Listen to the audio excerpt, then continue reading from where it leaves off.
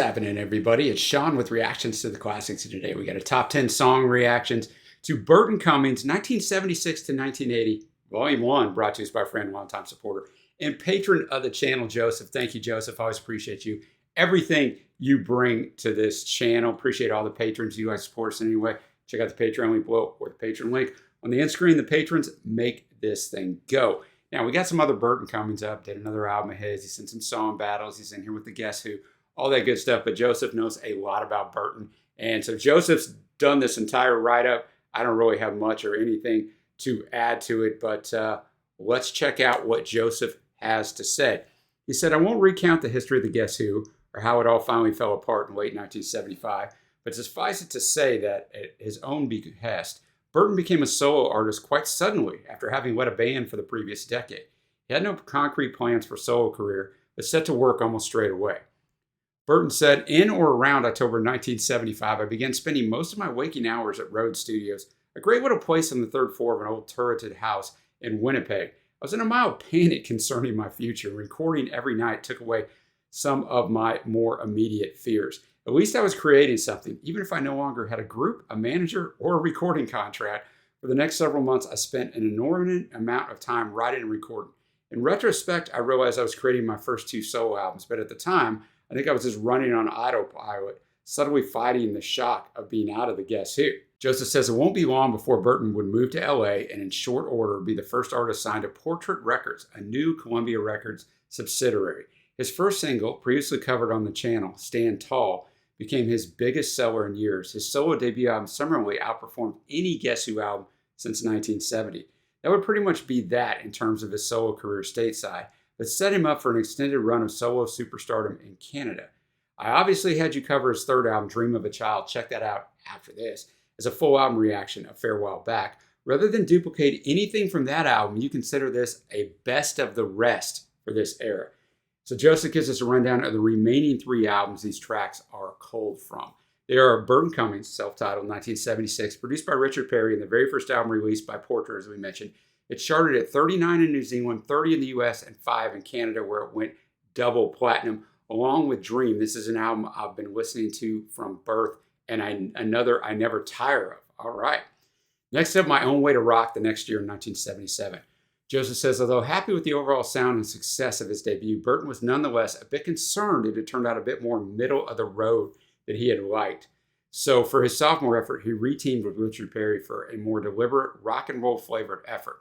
Reached 51 in the US, not spectacular, but still better than a good many latter-day Guess Who albums, but did one better than his debut at home, peaking at 4 in Canada and matching his predecessor's double platinum sales levels. I usually approve of Burton's choices of covers, but there's a couple on here that really don't work for me. So that, coupled with the fact I have less personal history with the album, when I finally got the vinyl, it wasn't a copy in great condition, which didn't help, makes this my least favorite of this batch of albums. Like all of them, it still remains in fairly high rotation, though, and it's certainly grown on me over time. And then we go 3 years until he comes out with Woman Love. After Dreaming became the first album by a Canadian artist to go triple platinum in Canada, Burton was able to negotiate a highly favorable deal, guaranteeing him both millions of dollars and complete creative control. Unfortunately, it all went sour very quickly.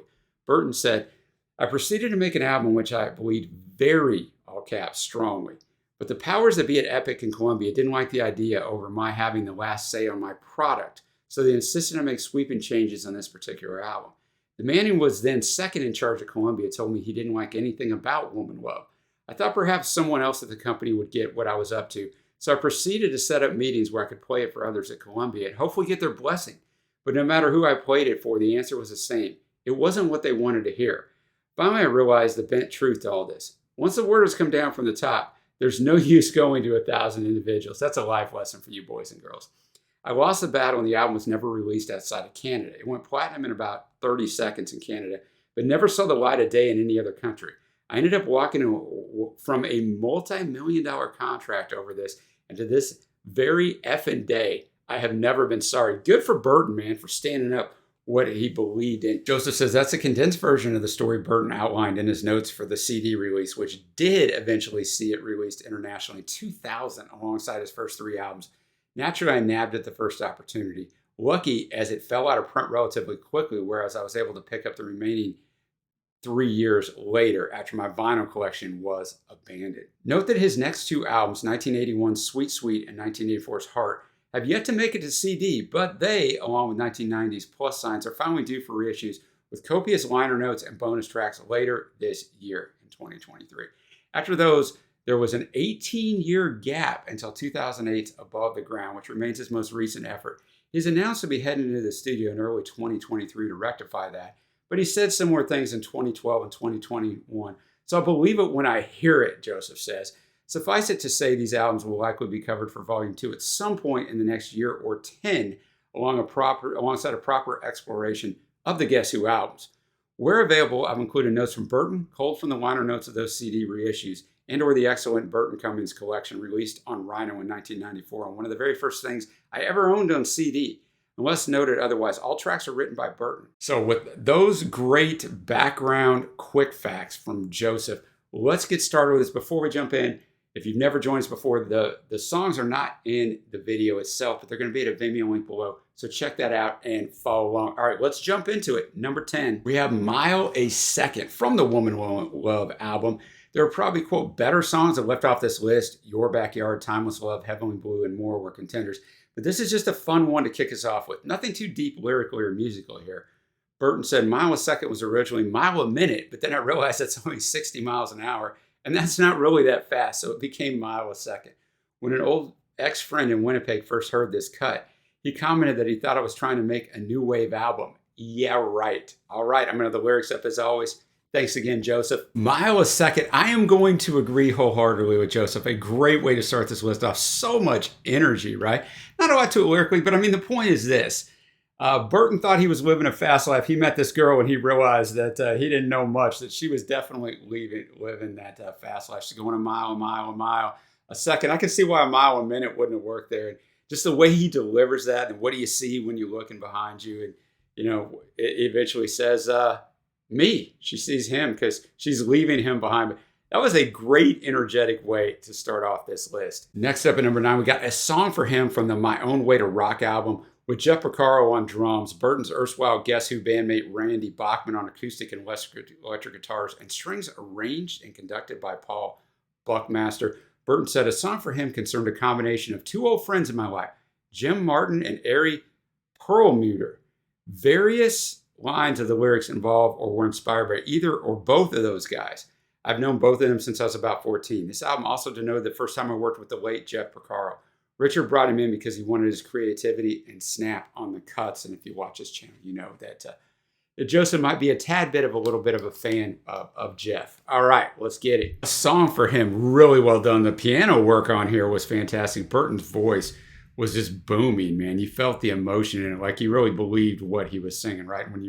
When you know the background that Joseph said, what Burton said about it being about two guys that he was really close to, then you get it, man. You understand why he is so emotional and emotive in this one. So he just kind of talks about having those people there for him when he's kind of down on hard times, right? He knows where he can go back and the people who encourage him and who really know him.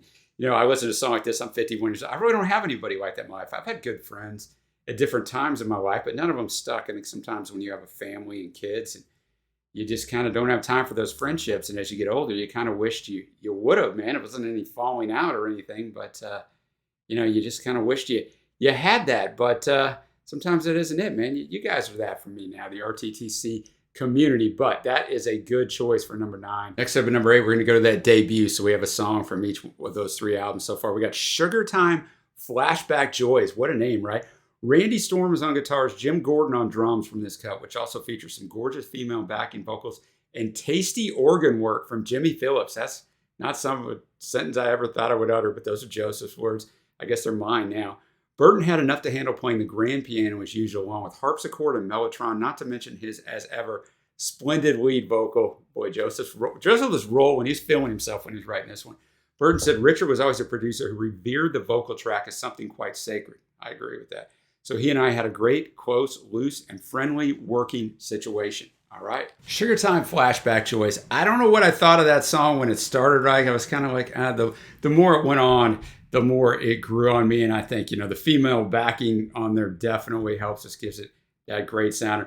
all the different keyboard instruments going on here definitely also kept me kind of engaged. So just reminiscing on his time with this girl, and I mean, not a ton to the lyrics. It doesn't need to be a ton to the lyrics, but yeah, a good one. Next up at number 7, we have Where Are You from Woman Love. Burton says, when I hear it now, it seems that I was trying to do something a la Boz Scaggs. Some beautiful and tasty guitar work from Jeff Baxter. I guess I'm singing okay too. So, all right, there you go. Got some Boz up on the channel too, courtesy of Joseph. Where Are You? The highlight on that was the great Jeff Skunk Baxter on guitar, of course, formed with Doobies and Steely Dan and a lot of other collaborations, and also a missile defense expert who's testified in front of Congress and everything else.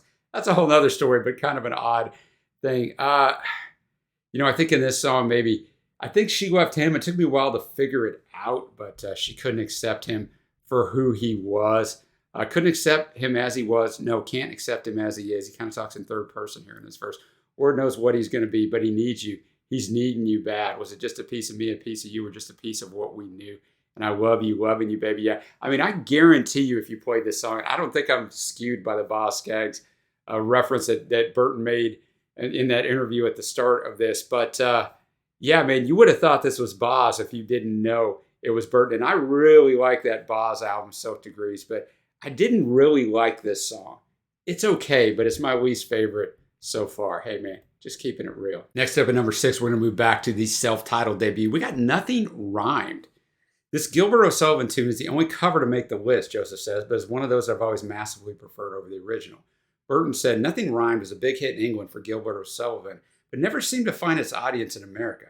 I'd bought Gilbert's album out of curiosity over his name and image. Early in his career, he looked kind of like a waif from Oliver Twist. Upon opening the double cover, I found the last verse printed out in bold type. Nothing older than time, nothing sweeter than wine, etc., and was immediately enchanted by this lyrical power. It's a song I wish I had written. Having failed to do that, I did the next best thing, which was to sing and record it.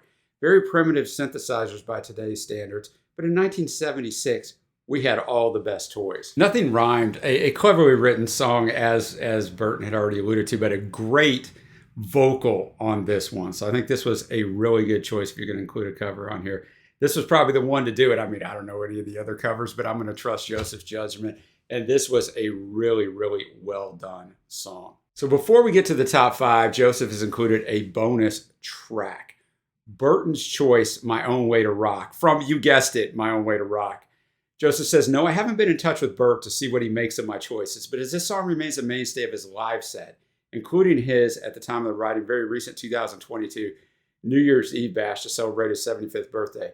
Despite only being a modestly successful single, 38 in Canada, 74 in the US, I assume he still favors it. So even though it wouldn't make my personal list of faves, here it is anyway, ahead of my top 5. Burton says, My Own Way to Rock was another ditty culled from the road studio sessions, immediately following my departure from the Guess Who, what Joseph talked about at the beginning.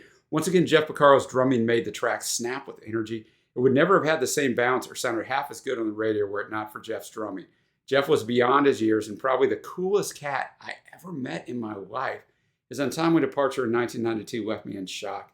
I miss him dearly. I think maybe it's the love for Jeff that Burton expressed here that made it make the bonus here. All right, My Own Way to Rock. So I think it probably shouldn't have been on the top 10. I think Joseph made the right choice, but I can see why Burton likes to play this live. I bet this song is absolutely fantastic live. Yes, the drumming is fantastic. It's great. But so is the guitar work, and so is the piano work. So My Own Way to Rock, he liked this girl, and she didn't like him as much, and whatever. He's got his own way to rock, and he's kind of flexing a little bit, describing himself. But it's just really a fun song, right? It could have been in the late 50s. It has that kind of feel in a very, very good way. So that one was fun. Now we are to that top 5. We got Fine State of Affairs from Woman Love with Rick Schlosser on drums, Jack Daniels. He says, yes, really, Jack Daniels on guitar, and Jim Horn providing the alto sax solo, and co-written with Ian Gardner, who is on bass on this, and every cut, in fact. Burton said, my old friend Ian Gardner moved from Winnipeg to Los Angeles at the same time I did, and one night he called me up and said, hey, Burt, let's do some songwriting together. I recalled going to his house in Canoga Park to do just that. Ian sat down on his Wurlitzer piano and played me this chord progression in E-flat of all keys. Pretty good for a bass player. I immediately started singing, and about half an hour later, we had finished Fine State of Affairs. It stands up as well as any song I've had anything to do with. It was a huge hit in Canada, and it broke my heart that it never got its due shot, never being released in the States. To this day, I believe it would have been a smash in the US, but the gods deemed it was never to be. All right, great musicianship on there. The Horn by Jim Horn, which never ceases to be ironic to me, man. Just really good there. And I mean, I think in the first part of the song, this woman's kind of wronged him because when I had my wheels in motion, never did you think of me. Fine thing, fine state of affairs. If I had my mind in motion, never would I think of you because it's my fate, fine state of affairs. You're not supposed to want nobody, not supposed to need nobody. And then that little call and response, nobody cares. But then in the second part, he misses the fast one-nighters when the final show was done. So I think maybe he's turned from her. I don't know, but really good vocal performance by Burton on this, quite strong. And all the musicianship was top-notch. Up to number 4, From My Own Way to Rock, we got Charlemagne. The lyrics of Charlemagne are snippets of several different dreams, Burton says, I had over a period of a few months. The session was some of the most fun I've ever had. It was the first double drummer session I ever had the pleasure of doing. Richard Perry thought it would have more sock with 2 drummers, so he brought in Ollie Brown and, of course, Jeff Porcaro. On guitars, we had Ray Parker Jr., yeah, that Ghostbusters guy, that's right, and Randy Bachman. Everything seemed to click pretty fast that afternoon because before we knew it, we were listening to the playback and everyone was high-fiving each other. All right, that is a great build-up, man. This ought to be good. Charlemagne, what a tremendous arrangement, right? The musicianship on this is top-notch. And I'll tell you what, Burton on the piano, he is fantastic, man. The guitar work on here from Bachman and Ray Parker Jr., I mean, it was just a fun, rocking song, right? In the drumming, I didn't notice that there was 2 drummers, but maybe because I was focused more on the piano work kind of overwhelmed everything, and then the guitar work came in there. Charlemagne, of course, the Roman emperor back in 800, one of the greatest rulers of all time, and did all kinds of things. And so he just starts off like I don't know that the lyrics are anything great, right? I don't think they're meant to be at all. It just has that fun up-tempo atmosphere, he talks about ruling the world for 100 years and this and that, and this girl at the start of it spends her time in Sin City, but couldn't change her name to Jezebel. He couldn't change his name to Charlemagne. He says that in verse 2 and verse 3, the last verse of verse 3. He's got an astronaut, but he's coming back to Earth and all that good stuff. But man, a really, really masterclass in musicianship. All right, we got 3 tracks left back to the debut. We got I'm Scared. I had actually written I'm Scared, Burton says, when I was still in the Guess Who. I played it for the other guys one day at a practice. They didn't think it was any good, a fact that still pisses me off. I wrote the lyrics in a hotel room in New York City after a brief visit to the Cathedral of St. Thomas. It was December, a bitterly cold New York day, and my hands were freezing as I walked around downtown Manhattan. As I passed St. Thomas, I noticed the front door was open, so I went in, primarily to warm my hands. Not another soul was inside. I sat in one of the pews at the rear of this magnificent building and felt a strong presence, seemingly much more than human, and became very spooked. I exited St. Thomas quickly, walked briskly to my hotel room, and scribbled down the lyrics. I was also knocked out that Richard Perry flew Paul Buckmaster over from England just to do the strings arrangement on Stand Tall and I'm Scared. I was a guy from Winnipeg in his 20s, recording in LA with a man who had produced You're So Vain and having my songs complemented by lush orchestral arrangements done by Elton John's friend and arranger. I was the new kid in town, innocently blown away by all of it. Joseph says this was the second single and another modest hit, reaching 43 in Canada, 61 in the US, and 29 in New Zealand. More importantly, it was the number 1 favorite of his mother out of his entire discography, and yes, that is important. Not sure if anyone has ever compiled a list of the best of popped into a church to warm up songs, but this would surely be number 2 behind only California Dreamin' if they did. Great points, as always, JSB. I'm Scared, Burton Cummings. I'm a broken record, no pun intended, but that keyboard work is just fantastic. Just a really well done song. Knowing the background of the song really helps as you're reading the lyrics, knowing that it's cool that it came from a real life experience. Said I'm scared, Lord, I'm scared, I'm terrified. Never been much on religion, but I sure enough would like to hear the call. I'm scared, Lordy Lord, I'm shaken, I'm petrified. Never been much on religion, but I sure enough just fell down on my knees. And he's just kind of talking about, stopped by to see St. Thomas on a cold and dreary New York afternoon. Something in the air was oh so rare. I don't know what it was, but I know that it's still right there. And he just kind of goes on. Living in confusion, searching for truth I never found. I needed something to really believe. Look it toward the heavens. So I'm a Christian. So as a Christian, this definitely resonates with me because I've had those moments where I feel the Lord when I most needed to. in a way that's unexplainable. And I'm not much on religion either. And the older I become, and the more churches I've been in, the less I am on organized religion, but the more strong I am with Jesus. So I thought this was a really cool song. All right. And at number 2, we have Had to Be You from Woman Love. Joseph says, still like Had to Be You. Even today, the lyrics evoke what I consider to be interesting images, and I love Jeff Baxter's tough guitars. Not a bad vocal either, if I do say so myself. Burton isn't generally what you'd call a confessional singer-songwriter, but a key line of this song deserves some context. Namely, couldn't be my mother crying softly after hearing from my old man. So I don't know, man, that first part might have actually been from Burton. I don't know, but Burton was raised by his grandmother and mother, Rhoda, from infancy after she fled an abusive relationship from her alcoholic husband. A very gutsy move in the 40s, very much so, right? Though Burton wasn't aware of this until much later in life. In a 1977 interview, he recounted, quote, the most traumatic episode of his life, the day in 1970 when his father got in touch at the height of Guess Who's fame. Funny that, right? Yeah. Comes out of the woodwork, huh? I never knew him, so I never missed him. That's a great quote right there. Then one day my mother phoned me. She was crying. She said my father was in town and wanted to see me. I was afraid, really afraid, but I had to go to find out. He was staying at this dump of a hotel, and I went. When I saw him, he asked me what my middle name was, and I told him. He said, yeah, you're my boy, all right. I took him to my home, but we had nothing to say. I bought him a bottle of whiskey and drove him back to the hotel. All the way back, I wondered what I should call him. Just before letting him out, I said, well, here we are, Dad. I never said Dad in my life. He shook my hand and said, well, if there's anything I can do for you. I looked at him, smiled, and said, it's a little late for that, isn't it? It's the last I ever saw of him. That's a lot for one line of a song, but hopefully interesting enough just the same. Joseph says that's quite interesting. Had to Be You. Definitely Jeff Skunk Baxter's guitars on here are great, but so is the drumming and just the vocal performance, a little edge to it. It does have these great images that Joseph mentioned, right? Because he just says, I couldn't be this, couldn't be this, couldn't be this.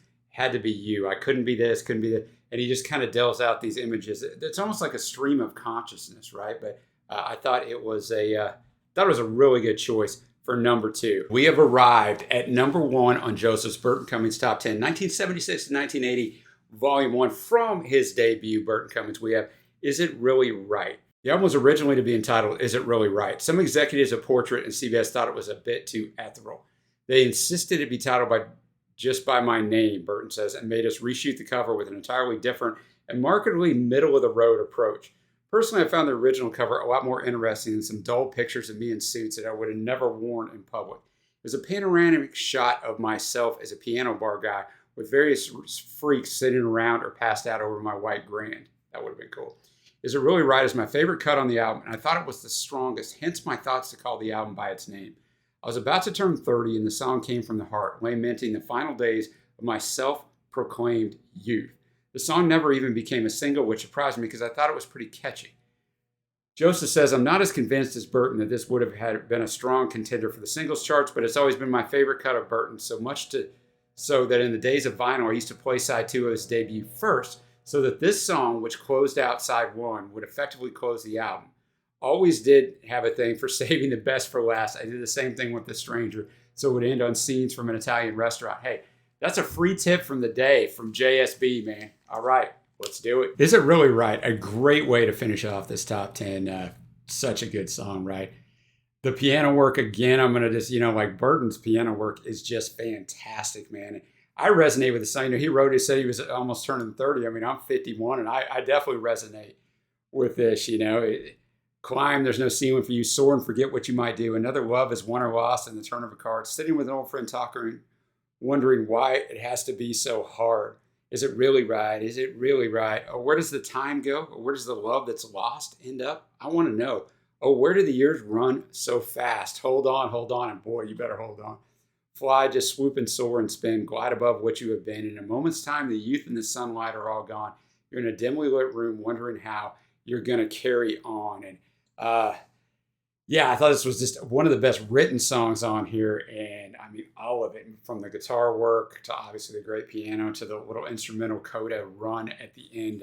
Great choice for number 1. All right, that's going to bring me to my favorite tracks. Honorable mentions, Mile a Second, A Song for Him, and Had to Be You.